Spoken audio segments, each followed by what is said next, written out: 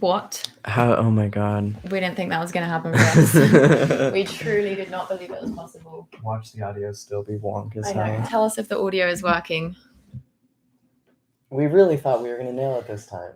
We thought we were going to have good quality Can video. you believe we've been on YouTube for 5 years and we still Hannah, it's suck been at longer it? than 5 years. And it's because we fucking refuse to buy any equipment. I'm sorry for being a poor. Yeah. And a cheapskate. Yeah. As I said, this is now officially just a fundraiser for us to have one working computer between us. Between us, we That's would all be we need. unstoppable. Just, yeah, half a computer each.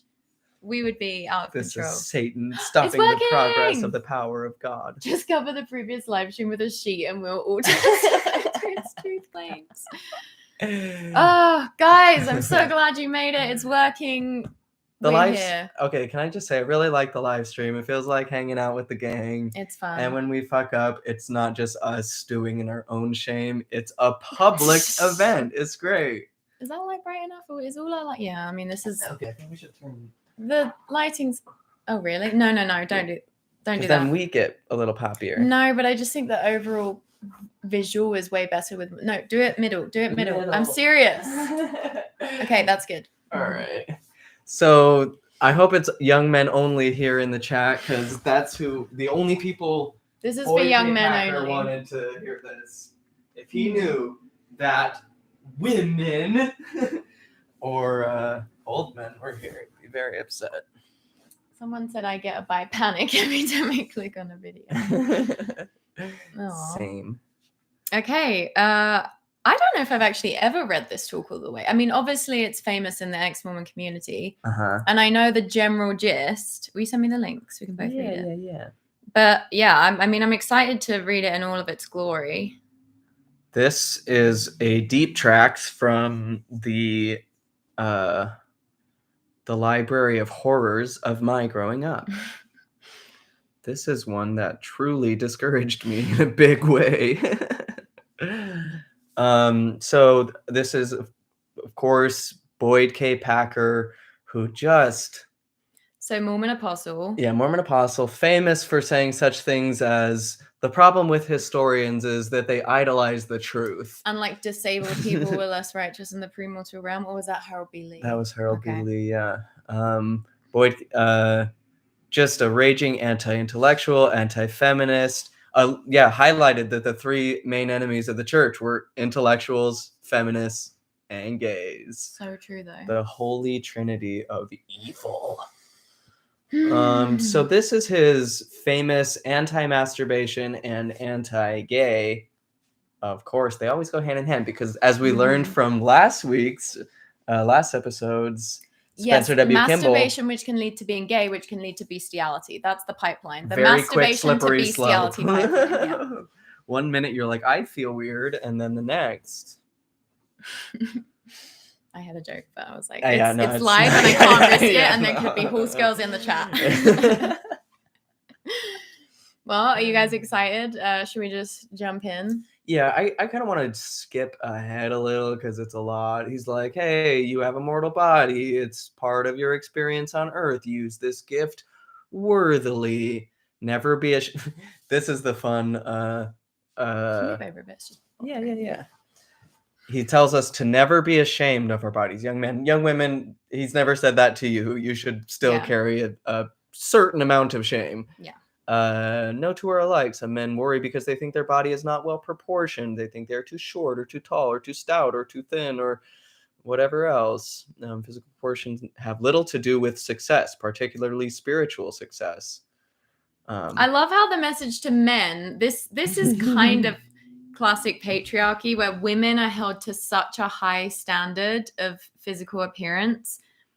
And it's just not, it's for men, it's like, don't worry. Like how many men just don't even know how to take care of themselves in patriarchal religions because they had their mothers do it, and then they marry women who do it for them. So like their ability to take care of themselves is quite low. Like their wives do all their shopping for them, for example. They don't even pick their own clothes. It's just completely de-emphasized.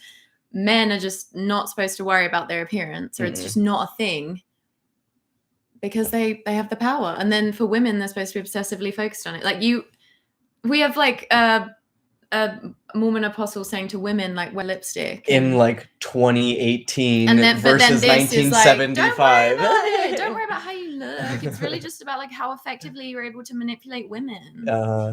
I guarantee we could find another talk because it's like, women need to have full makeup, always be beautiful for their husbands. Like a man needs to come home to a woman dressed well. I fell in love with Sister Packer when we some guys, chats. thank you. You guys helped me out of another cult. Love you. Oh, was it Mormonism? And if so, what was the first cult? I think I'm it curious. was a different one. Jessica Wright, hello. It does hit me more pounds in the chat. More and more how like leaving high demand religions and religion in general is like kind of a, I don't want to say universal experience, but it's like a maturation process that a lot of people are going through. Because we're also primed for cult-like thinking. And isn't, you know, in like the stages of faith, Fowler's stages of faith, is it? Yeah. Yeah, it's like we all go through a phase of like, you know, being more drawn to dogma. And there's definitely people there's definitely ex-Mormons that like continue to be attached to dogma in the same way. But it is a great experience. Like this, I'd say a sizable chunk of ex-Mormons, like once you've had that experience, you know, helps you out forever. Oh yeah. Thank you, Lonely Distance. This is for the catharsis I'm about to get from hearing this talk get roasted. I mean, you don't know, it might be good. We might get a lot out of it. Yeah. You know, we're really just here to take an unbiased look. He could put this factory out of business. I don't know. To find out. Aww. But thank you, Lonely Distance. Also, thank you to the person who sent the super chat on our last attempt. I think it was Lonely Distance, but I think someone else. What? Or was it just Lonely? I can't remember. But yeah, we didn't deserve that. Nice. All right. So, where do we begin? He's saying one day you'll find a mate and desire greatly to express fully your. This is page 5, by the way. Yeah, I'm seeing it. You'll one day find a mate and desire greatly to express fully your love with her. I think I'm going into my Spencer W. Kimball. We're doing these too close, too raspy. I'll just read it. Isn't it funny how in Mormonism, they're like, if you have sex before marriage, it's not love, it's just lust. But then when you're having sex within a marriage, then it's love. Yeah, and you're not allowed to have lust if you're too lusty. But it's like, it's the same thing either way. It's just like the story you're attaching to it. But it's like, you can't really have a sex life without lust. Yeah. I don't know. Weird. It's so, Mormonism, it's just, I've been talking about this a lot this week, but it's just so anti-erotic. It's like, that's why so many Mormons struggle with sex in their marriages, because like, even though you're allowed to have sex, you're not allowed to explore your sexual identity in any meaningful way. It's not encouraged for you to like explore kinks or even just like general eroticism. It's just supposed to be like, you know, most of the time, like as vanilla as it can be, that's probably for the best, especially in the Boyd K. Packer era. Yes. I mean, we just read Miracle of Forgiveness the other day, and it was like, husbands and wives shouldn't do anything unnatural. Yeah. It's so wild because eroticism, which is beyond just sex, is such a key part of spirituality, of like being alive. It's like, it's your lust for life is itself there's a reason we use that word. It's because there's something about like the deep, meaningful richness of life that is only experienced and felt through eroticism, and why Mormonism is so stale, because they're so terrified of it. We've both been reading up and listening to a lot of things about dopamine, and it just strikes me more and more how the religion sets itself up as a true addiction, trying to manage your like soul or primary provider of dopamine, cutting out things. That's even why like, it's that, and then soda and sugar. They're the allowed sources of dopamine. Or like exercise. Some Mormons are really into exercise. The Provo Gym Bro, for example. Yes. Something I learned last night in a podcast I was listening to was that caffeine is actually one of the few dopamine providers that is actually really it like widens your ability to receive and like feel dopamine. So it's actually, it's a really good thing. But doesn't it then create more, I don't know the technical term, like spots, synapses to be filled, neurons to, I don't know. It's like caffeine does make you dependent on it. And then you need more and more to get the same effect. Yeah. In moderation. I'm extremely pro caffeine and drinking obscene amounts of coffee. It just struck me as odd that it's like, oh yeah, Mormons make this such a weird thing about coffee and caffeine, like the one of the things that could actually like can just demonstrably make your life better, more enjoyable. They're just Honestly. like, nope. The Also, only thing is religion. The person who said second cult said, I left the Muslim cult I grew up in and you guys stopped me from joining Mormonism. That is I love hearing that. Is it was it like a specific group of like within Islam or general? I would be very interested to hear. I don't know that we get a ton of ex-Muslim people. We mostly get like ex-evangelicals, ex-Jehovah's Witnesses. Yeah. Someone said guys are using OBS to stream. So we tried to download it, but my computer just was freaking out. Again, we do not have a working computer between us. It is a scrappy operation around here. I think that's what it made the audio bad in the last take, because I'm still trying to download OBS. Neither of our computers can cope with doing anything. Mine's to the point where I can't even edit video and now. We need equipment to make money. But then we need to make money to have equipment. So we're in a bit of a bind. Yeah. But here we are, reading the words of a mouthpiece of the Lord. Yeah. It can only enhance our lives. But hopefully we will have OBS by the next stream. If anyone wants to help us in a heist, this is a very sacred. The righteous expression of this physical love in marriage is approved of the Lord. She then may conceive and give birth to a boy or a girl, a baby of whom you will be the father. I'm guessing Botepecker was against contraception. Absolutely. Yeah, not a chance. Sex is for the purpose of having children. You are not supposed to enjoy it. So true. The only thing you can enjoy is Jesus. This power begins early in life with some... Do you want to read? Sure. This power begins early in life with some when you are hardly in your teens. This has a purpose, for with this power comes the attributes of manhood. You notice changes in your stature and in your voice. A beard and other masculine characteristics also become part of your nature. Every mammal, like the adolescent version of every mammal is the horniest. But that's never given any acknowledgement in Mormonism, is it? No, and again, it's like this has a purpose. It's like, no, it's just the way that it is. Because humans have a unprecedentedly long life expectancy. We didn't used to live this long, so like we did used to have to reproduce like as teenagers, when we were hunters and gatherers, whatever. Yeah, and if the idea is that you're not supposed to have sex until marriage, like if God were just creating it for that end, you wouldn't think that would be available or as strong until like marriage happened. Exactly. Like he's just trying to make it hard for people whose brains haven't even fully developed yet.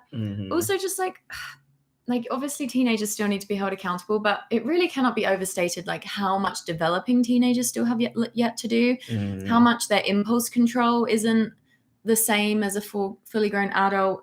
Also, Addison, thank you so much. Oh my God, that's Addison. So nice. Gotta fix those computers. Oh, thank you so much. We're gonna do it. I believe in us. We're taking this seriously. We're buying equipment. We did spend $25 on streaming equipment, which is like a big deal for us each. I cannot get Tana to buy a memory card. Like we delete all of our footage. We never have a back thing of our footage, which kind of scares me. But you can't get Tana to invest. Also, thank you, Jaquino451. You guys are so nice. I love the little fun emoji fancy things. Okay, so he's talking about puberty. Your feelings also change. This physical power will influence you emotionally and spiritually as well. It begins to shape and fit you to look and feel and to be what you need to be as a father. Are we just talking about testosterone here? Is this what we're... It's interesting because he's like centering sex at the center of it all, but I feel it's a bit bigger than that. It's like all kinds of changes are going on as a teenager. Ambition, courage, physical and emotional and spiritual strength become part of you because you are a man. You become very interested in young women and want to be with them. This is as it should be. I like that you have these things because you're a man. Ambition, courage, physical and emotional and spiritual strength. Not a feminine quality. These are not feminine qualities. Women do not experience this. For young men only. This power of creation affects your life several years before you should express it fully. Why is that? Not if you're a girl in Joseph Smith's time, because he's going to marry you as soon as you hit puberty. You must always guard the power with manly wisdom. Guard the power. With manly wisdom. You must wait until the time of your marriage to use it. During that waiting, what do you do with these desires? My boy, you are to control them. You are forbidden to use them. Forbidden. I'm his boy. Now, in order that you may use them with worthiness and virtue and fullness of joy at the proper time in life. The word forbidden is so funny every time You I are see it. forbidden. Forbidden! Okay. I'll say that all the time joking. That is forbidden! Like, that's just a made-up idea, but sure. Yeah. I wish to explain something that will help you understand your young manhood and help you develop self-control. When this power begins to form, it might be likened to having a little factory in your body, one designed to produce the product that can generate life. Oh, yeah. We're getting some Industrial Revolution metaphors here. It's so funny that Mormon leaders are so obsessed with sex that they even have to discuss stuff like this. It's like so strange. Once again, as we saw with Spencer W. Kimball's The Miracle of Forgiveness, just showing how a lot of the time the people that are not having, like, they're the most obsessed with it. Sex is a much bigger deal for Boyd K. Packer than it is for most of us who like don't live according to this mindset. It's like a relatively small part of your life if you think about it, even as someone who's like sinning. Right. It's really not a main focus. But if you're trying to repress something which is natural in humans, you're thinking about it all the time. Then you have to constantly think about it. Don't think about a pink elephant. It seems so, yeah. I hate using biology as a judgment on right versus wrong. Just because certain traits were beneficial in evolution doesn't mean they're moral. They just are. Yeah, that's true. Evolution doesn't take a moral stance. Yeah. Been listening to a lot of Robert Sapolsky. He's like a Stanford or other school neuropsychologist, deals with like primatology, and like it's so refreshing just to be like, yeah, listen, we have all these traits, some good, some helpful, some harmful. Why do we gotta be so judgmental and come up with all these? Oh boy, let's just keep going. Sorry. I'll take a turn. This little factory moves quietly into operation as a normal and expected pattern of growth and begins to produce the life-giving substance. Why is a Mormon? Jesus has 12 apostles and one of them wants to talk to kids about cum. That is the reality of what is happening here. Take a step back. A lot of it. 12 men. At the beginning, a lot of it was like, some of you may not have dads who should have talked to you about this. As a kid, I was like, yeah, my dad didn't talk to me about this. I'm glad somebody is shaming me properly. It will do so perhaps as long as you live. It works very slowly. That is the way it should be. For the most part, unless you tamper with it, you will hardly be aware that it is working at all. Oh, so he's setting up this idea that like you basically have to jerk off to make the factory work faster, so it's your own fault if you're craving it too much. This is exactly why for like years of my life as a teenager, I thought I was a like horrific, terrible sinner because I was having wet dreams. And then I was like, well, okay, well, this factory is happening. And if I were actually righteous, it wouldn't be a thing. I must be aggravating this. I wasn't jerking off. I was too terrified because I had to confess to my own goddamn father that was having this. And he's like, oh, you know, you're learning a great lesson. Like that was the takeaway. And I was like, adults. Thank you. Adults feeling like they need to hear about what kids are doing sexually.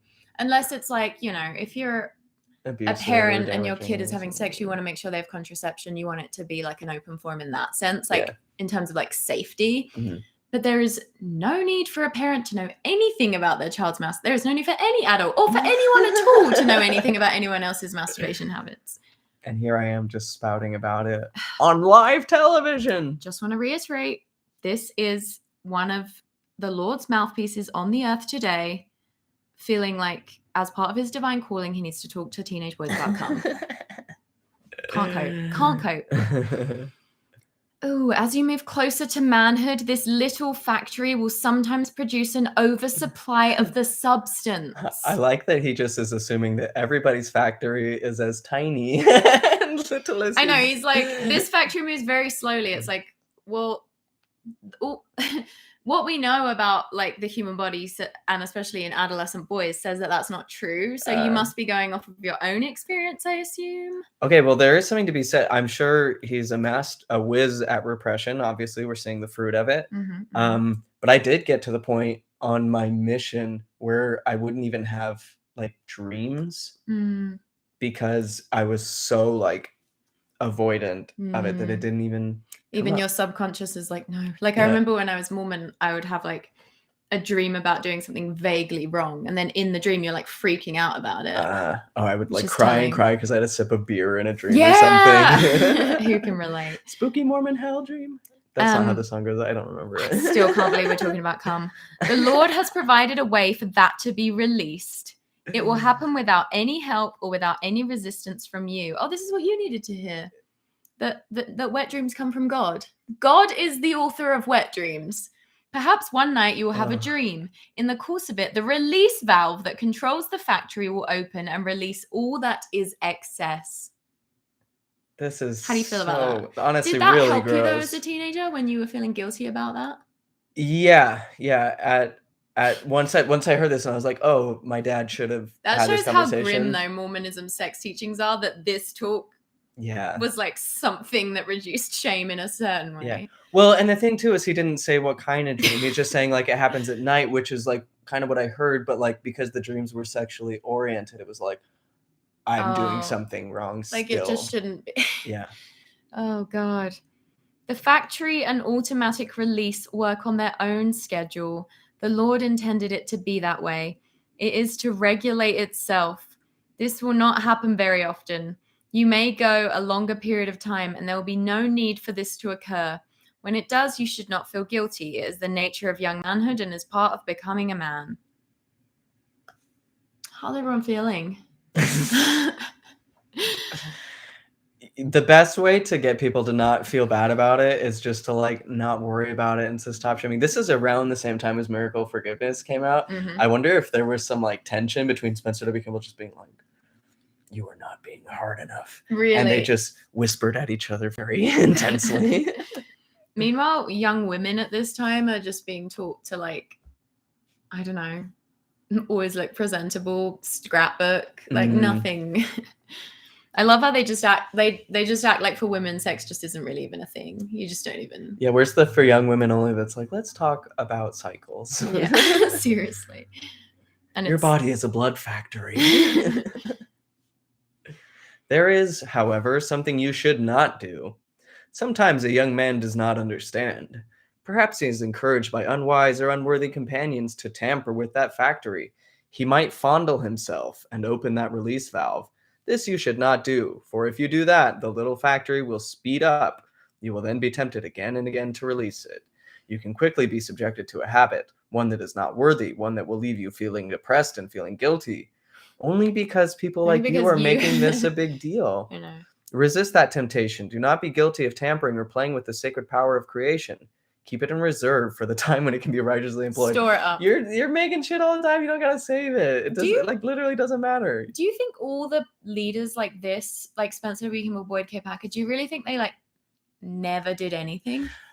Maybe some of them did and then like repented, and that's why, and now they're like have to feel so superior by coming hard on everybody else. Sometimes I'm like, you sure seem to know a lot about this experience, or you sure seem to have your finger on the pulse of like, I don't know. The thing is, again, the older I get, the more I see like, oh, everybody's, the system works on, because people talk so hard about things like masturbation, fornication, adultery. I assumed growing up that nobody was doing it because it's so fucking bad. But then, getting older and seeing like, oh no, this is how it works and how they keep people in control is by villainizing like pretty normal, regular things so that everybody is constantly feeling bad about themselves and turning to the church, whatever denomination that may be, as the way of feeling better. It's just the church shaming you into this like codependent relationship where you're supporting them financially. Interesting. First, I want you to know this. If you are struggling, did we already read the bit about do not be guilty of tampering or playing with the sacred power of creation? We read that, right? So, yeah. If you are struggling with this temptation and perhaps you have not quite been able to resist, the Lord still loves you. That's nice. Good to hear. It is not anything so wicked, nor is it a transgression so great that the Lord would reject you because of it. Spencer Kimball is disagreeing. Pissed. But it can quickly lead to that kind of transgression. It's not pleasing to the Lord. Do you think that means Boyd's done it once? Spencer's never done it. It's not pleasing to the Lord, nor is it pleasing to you. It does not make you feel worthy or clean. Again, like whether you feel worthy or clean after doing that is completely taught. It's conditioning. But there are ways to conquer such a habit. First of all, you must leave that factory alone long enough for it to slow down. Resisting is not easy. It will take weeks, even months. But you can get the little factory slowed back to where it should be. This is very bad for people who just there's a spectrum of sex drives, obviously. Mm-hmm. People are just have natural differences in their sex drive, and this is basically villainizing anyone who's on the high end of the spectrum, which they didn't choose. Mm-hmm. So someone said, what is the meaning of the title? So we just read this analogy where he is comparing male genitalia to a little tiny factory that is in the business of producing semen. And you can choose how much semen the factory is producing based on what you do or don't do with it. Yeah, and this is why the church needed to be, this is why Christopher Columbus needed to come to the Americas to initiate a genocide that eventually lead to the American Revolution that would pave the way for the church, one true church of God to be restored so that prophets, seers, and revelators, spokesmen for God himself, could deliver us these important messages. I have other suggestions. Ooh. There's more. The power to prevent such habits or to break them rests in your mind, not your body. Don't let that physical part of you take charge. Completely demonize all your natural instincts. Disconnect yourself from your body. Do not listen to your body's messages about what it needs. So remember, this is a time of the other apostle of the Lord advising young men to essentially handcuff themselves to their bedposts so they wouldn't be tempted that didn't happen. Yeah, and now we all have kinks. Wait, are you serious? Yeah, you should bind your hands to your bed and wear underwear that doesn't open up. I remember like having a freak out thing about that. Why do I feel like I remember someone in college saying the thing about the handcuffs that they had done it? And now I really think I might have known someone who told me that they used to do it. If they are so scared of bestiality, why do they always use the word mate? It's a good question. Richard Arkinson. Good question. Thanks for the super chat. So keep your mind on worthy thoughts. Divert your thoughts from things that lead you into mischief.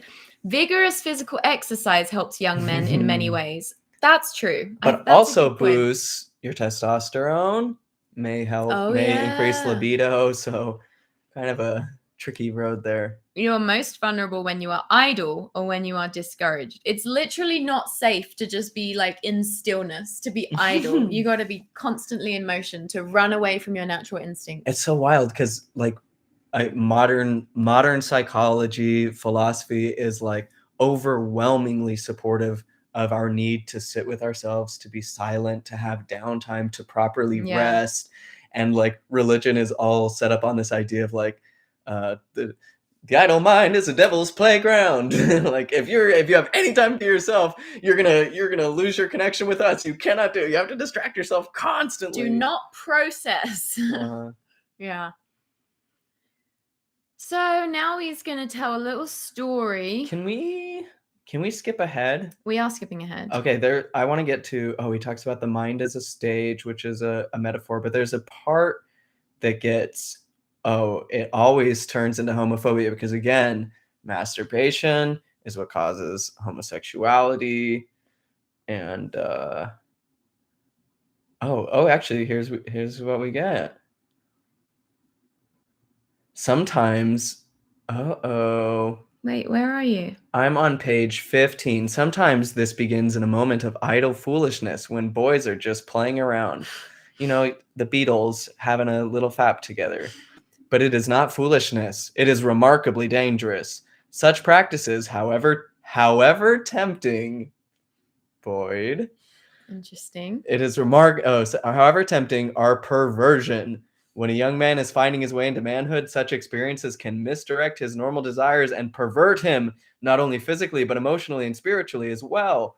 It was intended that we use this power only with our partner in marriage. I repeat very plainly, physical mischief with another man is forbidden. I mean, it is forbidden by the Lord. Kids and teenagers, like, they do play around, like, and you can definitely like play around with your own gender and not be like gay.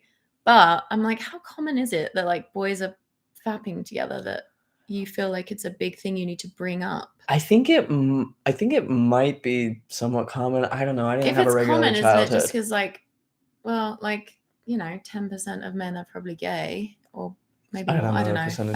I remember they always used to say that, but I know that there's like a lot of straight identifying men. Yeah, who like that's what I'm saying. Like, it's and women too. Part of growing up is experimenting. Yeah, and a percentage of those are going to be like, I actually like this better than the other one, and that's fine. But I don't. Yeah.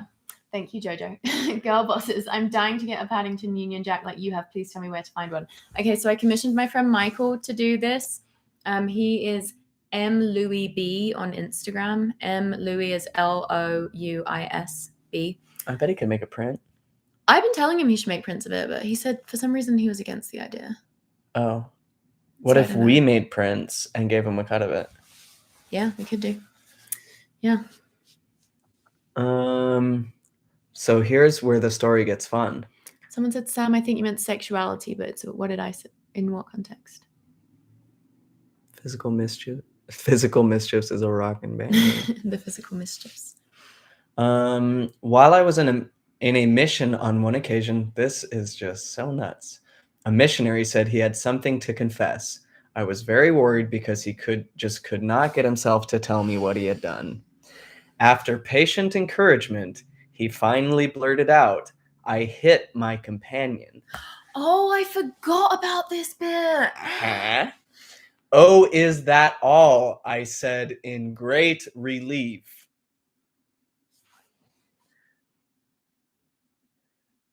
But I floored him, he said. After learning a little more, my response was, well, thanks. Somebody had to do it, and it wouldn't be well for a general authority to solve the problem that way. So, Apostle of Jesus Christ. Yes. An apostle of Jesus Christ doing and saying exactly what the Lord would do if he were here in this situation, said it was really good that this representative of the church punched another representative, totally laid him out flat. Because that's better. For which than crime? Yourself. No. Because the companion was gay. Wait, really? Yes. No. The companion is gay. How do you know that? Yeah. I mean, this is the context of what he's talking about. Yeah. Because then he goes on to talk about. Yeah. Oh my God. I am not recommending that course to you. It kind of sounds like that's what you just recommended, but I am not omitting it. You must protect yourself. Oh my God. You are the people who said that every young man should go on a mission. Yeah, this is like Trump level trolling of like, oh, you had a gay companion? Well, yeah, knock his lights out. That's good. You got to protect yourself. You don't want the queers coming on to you. This is like literally encouraging violence against queer people. And such a disturbing perspective on morality, because it's like, regardless of if the person was gay, it's even worse because it's in the context of the person being gay, but like hitting another person, like causing unnecessary suffering to another person, essentially like taking someone else's freedom away is worse than doing something to yourself. Mm-hmm. God is so concerned about your penis. Mm-hmm. That is just such a, like, we can't have a healthy society with that kind of mindset. We have to view like the freedom to not be punched as like, do you know what I mean? Like things that touching yourself affects no one but yourself, even if you think it's bad. But hitting someone, it's just such a backwards view of ethics. Well, there's something to be said of like, if someone is like sexually assaulting you, sure, then yeah self-defense is great. But I can't imagine a closeted person in a Mormon mission in the 70s. Like, keep in mind, this is like, they would have to be so repressed at this point. Even if they it couldn't just be like this overt, like, hey, I'm gay, you're gay, let's do this. Like, I just imagine it would be so much more subtle and born of like such toxic heteronormativity that like any sign of like interest in me is like grounds to be able to knock a person out. Also, even if a gay person even if the person in the story was gay and sexually assaulted this straight missionary, then Boyd K. Packer should have the wisdom to clarify that it was an act of self-defense, which he's not doing. Which is why I'm certain it wasn't. Exactly. So he's just advocating for violence against gay people. Yes. And because like gay people are inherently threatening is the message. So this is just like, you know, we just had the Holland musket fire talk. That's just like the modernized version of this concept. It's like slightly more watered down and palatable for members, but it's the same bullshit. Okay. Now, oh, good. We're getting into the homosexuality. There is a falsehood that some are born with an attraction to their own kind with nothing they can do about it. This is the thing we have. Like, I'm so glad the church has got rid of this idea. Like, that's not a mainstream thought anymore. There are still definitely older Mormons, especially, who think that way. Yeah. But that used to just be like the mainstream way of thinking about gay people was. You are just choosing to do an evil there's no act. one's born gay. Whereas now there's a lot more, you know, they made the Mormon and Gay website. Now they're like, it's not your fault, but you still have to be celibate forever. Thank you, Aubrey. Aubrey, thanks. Good to see you. They are just that way and can only yield to those desires.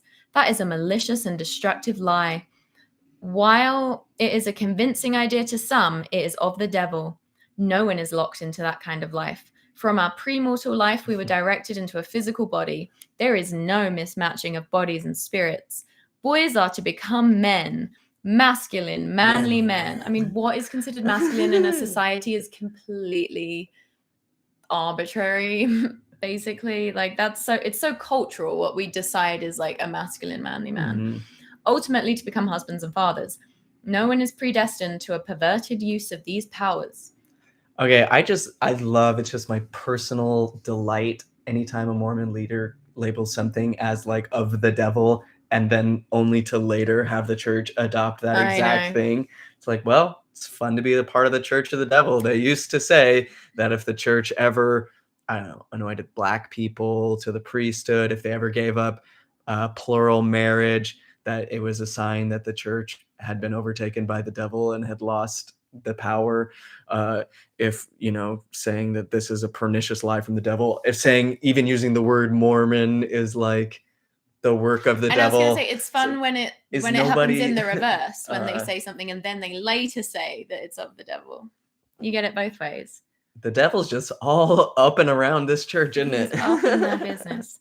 Even those who have been drawn into wicked practices and are bound by almost unyielding habits can escape. If one of you seems trapped in that, escape. Go to your father or bishop, please. What, so they can maybe hit you? Your parents, your bishop, the servants of the Lord, the angels of heaven, and the Lord himself will help redeem you from it. Oh, yeah. He's literally just like implied that it's okay to hit someone for being gay.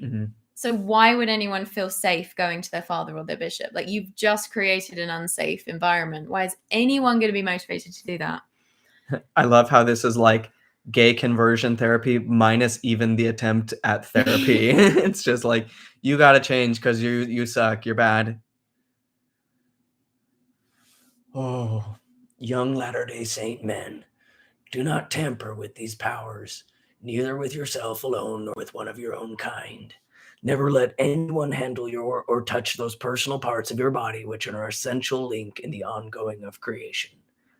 Many of the world, I am sure, be amused by this counsel, or just like shocked and disgusted. And horrified and disturbed. Let them be amused. They live by another standard, a lower one.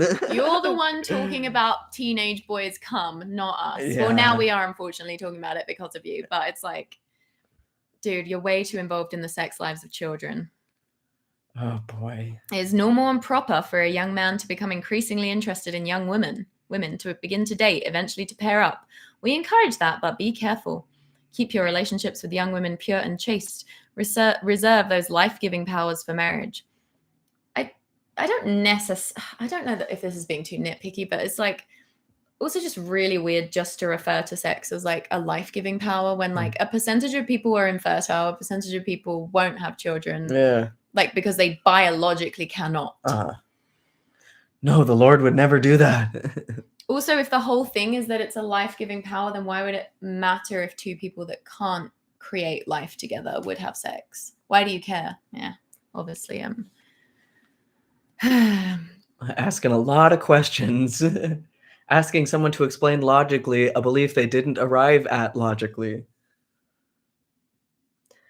Then you can enter in the new and everlasting covenant. You and your sweetheart will be sealed together for time and all eternity. These sacred life-giving powers will then be released for your use. They will become a binding tie in your marriage. Through them, you will become a father. You know, unless you don't. But for now, you prepare and follow the instruction in the scripture. Be ye clean that bear the vessels of the Lord. Isn't it kind of strange that obviously like God created these physical bodies and everything has a purpose? Isn't it kind of strange that God made it so that people who men who orgasm more live longer?